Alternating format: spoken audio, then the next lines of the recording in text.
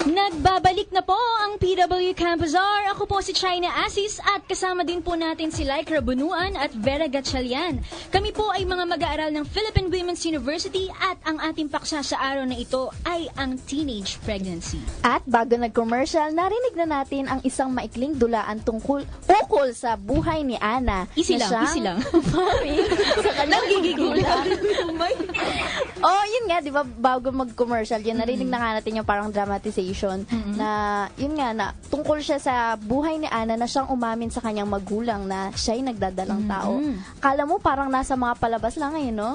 Nagagalit yung tatay habang supportive naman yung nanay, di ba? Pero wala rin naman siguro sa atin makakaramdam ng kanilang paghihirap at saya hanggat wala tayo sa posisyon nila. Pero ngayon at meron na tayong ideya kung ano ang pakiramdam ng mga magulang, pakinggan naman natin ang pinaka-importanting panig, ang panig ng isang ina na nakaranas ng ganoong sitwasyon tulad ni Ana. Pareho kaya ang kanilang experiences? Yes, at ipinakikilala namin sa inyo mga kapanalig ang isang babae na malakas at matatag ang loob na pumayag para makapanayam po natin sa araw na ito upang maliwanagan tayo sa kung ano nga ba ang pakiramdam ng maging isang batang ina. Kasi yung iba parang kinokondina agad or parang ang sama-sama agad ang tingin sa kanila.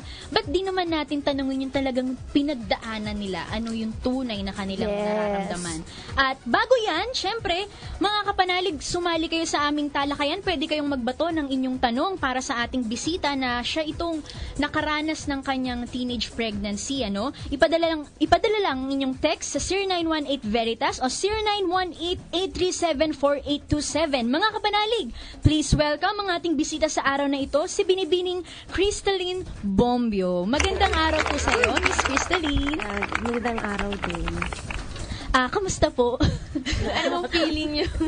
Ano po feeling po na ayun, Dito kayo ngayon, interview naririnig kayo ng buong Pilipinas. Yes. Kinakabahan, first time after 7 years. Pero tignan niyo naman yung itsura. Mukha ba siya kinakabahan? Ilan taon na si Glowing. ma'am? Naka-move on na ako. Yun ang matapang na sagot na Ayun. Yan ang tamang Ilang taon sagot. po si ma'am? 24. 24. Ma'am, ano po yung unang pumasok sa isipan niyo po nung nalaman niyo pong nagdadalang tao po kayo nun? Actually, nasa denying stage ako. Hindi ko kagad na inisip na buntis ako that time. Nalaman ko siya after 5 months. 5 months? Ang tagal. And then, kasi ako sa cheer dance. Cheer dance. Sige po. Diba, Nagna-shock go! Dancer ako sa school namin before. Then, active din ako sa ibang, sa mga ginagawa sa school. So, hindi ko kagad na napansin na yung mga ganong bagay. Tapos, nagkaroon pa ng family problem about na sa ate ko. So, sunod-sunod, parang inisip ko, anong dapat kong gawin? So, yung lalaki, hindi ko makita yung suporta niya sa akin. Then, gusto ko nang pumasok that time sa school. Then, sabi ng mami ko, nag-isip na siya kung anong problema ko. Kasi, mother, di ba? Alam niyo yung tinitignan niya yung menstruation ng bawat anak niya. Talaga? Chine-check? Sige. High school? Puro ba babae po kayo ng mga Apat kami magkakapatid? puro babae. Kaya talagang Kaya pantay walang sarado lalaki. kasi syempre babae. So, ilan taong ka nun? 17? 16? 17. 17. Mag-first year college or high school? First year college na ako nun. So, yun. Opo. Lucky natapos ko naman yung first year ko sa high school. Opo. 5 months na hindi nyo alam na nagdadalang tao na pala kayo. Paano? lumalaki Kasi di ba yung- may cheer yung dancing? chan mo, Kasama siya sa cheer dancing. Hindi, after yung nangyari na yun, dun Akala pala, mo December yung, namin, competition nun, mga January, dun nag-start. Kumbaga, siguro yung process. Bali, 1 month na yun, nung January. Di ma'am, halimbawa, ayun na, nalaman mo na, confirm. Ano po yung dumating ngayon sa isip mo? Confirm na, ito na to, may baby sa tiyan ko. Umiyak. Tears of joy? Tears of Hindi, sadness? Kasi sabi nung doktor na, sa akin, ultrasound, ma'am, ito na yung ulo ng baby nyo. May ulo. Sabi ko, ulo. Nagulat ka, may ulo. Gaganon. Sabi ko, may ulo. Sabi, hindi niyo po alam, ma'am. Ay, laki-laki na po ng tiyan niyo. Sabi ko, akala ko po mataba lang po talaga ako. Actually, may kakilala akong ganyan. Akala niya matabalan talaga siya. kasi- Pala buntis na. Kasi kahit anong gawin ko, PE namin, vertical or anything gawin namin, hindi siya nalalaglag talaga. Then, Pero na-experience ko yung nahihilo, nasusuka, pero nasa, naman, problema. Kailangan, hindi mo alam kung anong gagawin mo. Kaya yun, nasa isip mo, ay hindi, magkakaroon din. Yun. Nagkaroon nga ng bata. So, Yung sabi, hindi, magkakaroon ako. Nagkaroon ng bata. on the process na hindi mo pa alam, so akala mo parang mataba ka lang talaga, Oo, malaki kasi- lang yung tiyan mo, gano'n. O kasi may times na tumataba ako, bigla akong pumapayat. Kaya hindi ko rin maano yung sarili ko na, Oh. Ma'am, ito, ayan na. Ngayon, syempre, kailangan mo nang sabihin. Oo. Ito, problema ng marami. Dito Kasi pumapasok yung syempre, iba. kabadong-kabado. Oo, dito pumapasok yung ang problema ng iba. Kaya ako tinanong si ma'am, anong naisip mo? Baka naisip niya magpa-abort ba or hindi? Ma'am, anong sinabi niyo? Sinabi niyo ba agad sa family or paano niyo po sinabi sa pamilya niyo na nagdadalang Opo. tao na po pala kayo? Paano yung approach nyo po? Actually, kung ang paano? kasama ko nun yung lola ko. Kasi yung mami ko nagda-drive. So, pinark niya muna yung sasakyan. So, sabi ko sa lola ko, iyak ako ng iyak sa toilet. Sabi ko, anong gagawin ko? Sabi niya, okay, kakausapin ko yung mami mo. So, tahimik lang kami. Sabi ng lola ko, ay bukas pa daw yung result ng ultrasound.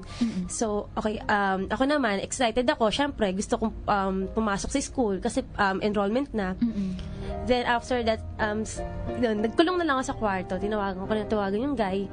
Then after nun, wala naman din akong maasahan sa kanya kasi parang takot din siya. Break na po ba kayo nung panahon na Kayo yun? ba rin? Hindi naman. Ibig sabihin parang, sige po, tapos po.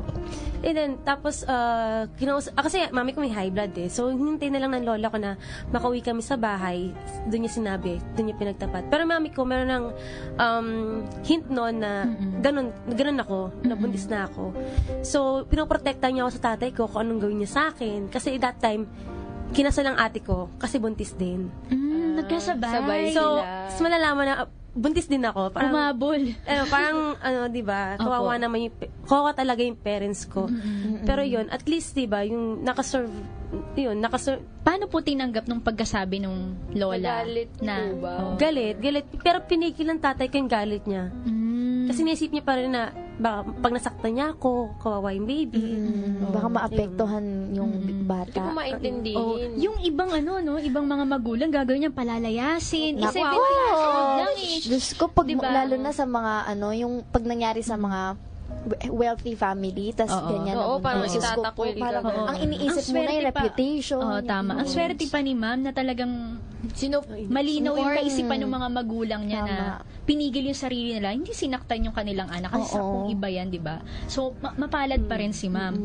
Ano? Okay. Yung next question po namin, ano po yung mga pagsubok po na napagdaanan nyo? Since yun nga po, alam na ng family, alam nyo na rin po na, eto na, parang hindi nyo na pwedeng taguan na buntis ako, magkakaapo sila, magkakaanak ako. Ano po yung mga pagsubok po na napagdaanan nyo? Kasi alam na ng family, ng mga Opo. kapitbahay, ng mga friends. Ano pong pagsubok ang napagdaanan nyo, di nyo talaga makakalimutan, ma'am? Ang dami. Kasi, pag sinabi natin, nasa age na hindi ka pa talagang pwedeng maging parents talaga, yung sinusunod mo pala yung mga magulang mo. So, ang ginawa nila sa akin, pagsubok ko, yung tinago nila ako sa probinsya for almost 1 month. Tapos bawal ang cellphone, ganun po, para makipag-communicate. Bawal talaga. As pinagbawalan ka na rin doon na makipag-communicate dun sa Para sa father, BBB, sa guy. Opo. Then, after that, kasi gusto ko bigay ng father ko, pero yung mother ko, ayaw. So, nagtalo sila, kaya ginawa ng mother ko, sa ng father ko, nilayo nila ako. So, dinala ako sa Nueva Ecija. Just to, para ma-protect din ako sa lalaki. Oo. Opo. Kasi aalis ang tatay ko that time. Sasakay din ng barko. Okay. So, gusto niya bago siya umalis. Nandun ako sa stage na okay na ako. Pero they think na I'm okay, pero hindi. Kasi, iniisip mo na, ayaw mo ng broken family. Pero yung mangyayari sa'yo is hindi mo expect eh. Pero ginawa ko. So, ano yung choice ko kung hindi yung magtiis? Nagtiis ako doon hanggang sa sinusunod ko na yung parents ko. Pero yung dahil kong pagsubok na titignan ka na ibang tao that time na bakit ito, nag-anak na walang ama, ganyan, di ba? Parang kukutsain ka nila. Pero at least yung magulang ko, hindi sila nag-give up sa akin. Kahit sabihin ng mga kamag-anak ko na wala na patutunguhan to. Pero at least yung akala ko yung paghihirap ko na yun natapos na. Maraming, hindi naman kagad matatapos ang problema eh. Kasi lalo pag single mother ka. Nung natapos siya, pero di mo may darating pa. Diba? Pero ang ko, hopefully, thankful ako kay Lord kasi binigyan niya ako ng family to support me. Saka yung mga tao sa paligid ko, hindi ako ganun kagad na kinokondemn na, ito, ganito. At least, nila ako, kinocomfort nila ako. Kaya maswerte si ma'am din dun sa family niya eh. Dahil lalo hindi na- siya pinabayaan. Oo. Hindi rin siya yung, sabi nga ni ma'am, hindi mawawala yung merong mangmamata sa kanya. May nangmata sa kanya before na sinabi, wala na siyang patutunguhan eh. Pero yun yung malaking bagay na suporta ng magulang kapag nandiyan na sa pagsubok yung anak niya, di ba? Nandyan pa rin sila. Oo, sila yung hindi tatalikod. Kasi merong pamilya tatalikuran kay kasi parang kasiraan ka sa pamilya. Pero napakaswerte pa rin. kahihiyan Good ka. side, no? Oo. So, Hindi siya iniwanan. mabuti na lang support system nyo po yung family nyo kasi sabi nga po, kahit noon-noon pa, family will always be there. Blood runs thicker than water. Tama. Kasi kahit ano pang kasalanan mo, kahit ano pang or yun nga, kahit anong kasamaan na nagawa mo, yung pamilya mo, Nandiyan pa rin. nandiyan pa rin yung pamilya So ma'am, nung pinadala ka ng Nueva Ecija, saan ka humugot ng lakas? Paano mo nalampasan? Kasi even yung guy, hindi mo makausap, pinagbabawalan ka, and helpless ka kasi parang feeling ko sa pakiramdam ni ma'am, susunod ka na lang kasi may kasalanan ka ni. So, ano po, saan kayo humugot ng lakas? Ako din, hindi ko rin alam kung pero continue praying lang talaga ako. Nag-pray lang talaga ako na Lord, Tama. wala akong makapitan ngayon. Pero alam ko, dahil sa lahat ng problema ko, nandiyan ka pa rin. Kasi hindi ako pinabayaan di ba? Ang dahil kung after 5 months na yun, hindi ako nag-consult sa doctor or what, sa obigain. Yung anak ko, wala mo lang gamot na wala akong ni-intake na kahit anong gamot, kahit anong gatas na pwede sa baby ko. Pero at least yung sa na yun, yung naging okay yung kami ng anak ko. Yun yung naging malaking pasalamat ko sa Diyos na wala akong talagang wala akong ibang malapitan nun kundi siya lang. Ito, galing sa texter na si 561, good PM, ganun din po ang nangyari sa akin. Nabuntis din po ako, di ako pinanagutan ng lalaki, nagpapasalamat pa rin ako dahil naintindihan ako ng mga magulang ko at sinuportahan nila ako. So, Marami rin talagang pamilya ang supportive kahit Oo. na nagkakagano. Which is talagang, di ba, nakaka-overwhelm yun kasi galing sa pamilya. Although parang fault mo or kahit hindi mo fault, di mo sinasadya, your family is there. ngayon ma'am, sa pagkapanganak po nung bata, ngayon ilang taon na po si Bagets? Si Kyle, 7 years old. Kaka-7 Kyle. niya lang nung 21. Wow, pwede na magandaan mamaya, pwede yung pahabol na. Happy birthday po! Ito, ma'am, sa pagkapanganak po nung bata, natapos na din ang ba ang problema na nadulot ng maagang pagdadalang tao? Paano nyo po ngayon pinagdadaanan yung sitwasyon nyo ngayon? Ngayon, parang natapos. Actually, sabi kasi ni ma'am kanina, hindi naman natapos yung Oo, hindi naman natatapos yung natapos. problema. So, i-rephrase natin yung question. Kumbaga, paano nyo po ngayon hinaharap yung sitwasyon nyo po ngayon na single mom po Opo. kayo? Yun, mahirap eh. Pero at least, di ba, Kinakaya. kinakaya ko. Kasi pag nakikita ko na siya, pag nakikita ko siya, okay na yung pagod ko.